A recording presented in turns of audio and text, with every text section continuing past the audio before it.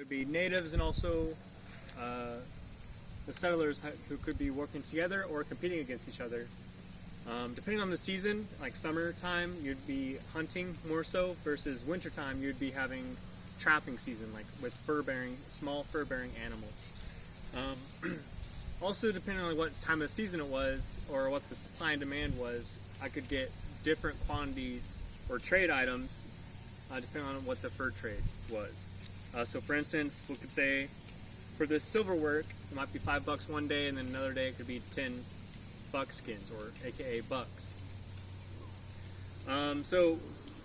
During those times of trapping, we would have this trail or line of several traps up, and we'd be going and collecting them. It could take upwards of a week to gather all of those traps.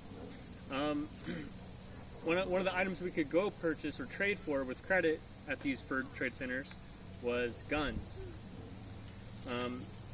This one would be a musket versus usually my partner, my friend, has a rifle. One big thing between the two is that this is a smoothbore, and he has a rifle with rifling, which means like it would allow the bullet to spin, similar to like when you throw a football, it spins, makes it more accurate kind of thing. But that's in terms of distance. They'd have differing accuracy levels. If you can imagine these woods, it's kind of hard to see too far in, so you wouldn't be shooting too far, 10 to 50 yards or 100 yards away. But yeah, so how it works is the rifle and musket are similar, to where they both use gunpowder. So we have these hollowed out cow horns that we fill up with gunpowder. That one filled up a lot faster than usual.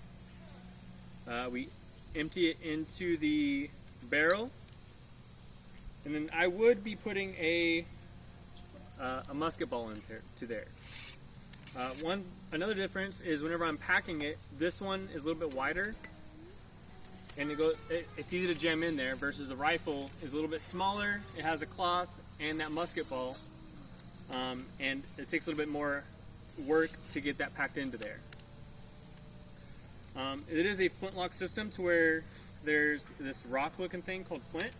So whenever right now it's at half cock or safety, whenever I would do one more back and I fire it, this flint would spring forward and hit this steel plate, creating a spark notion, which would make it empty it into there.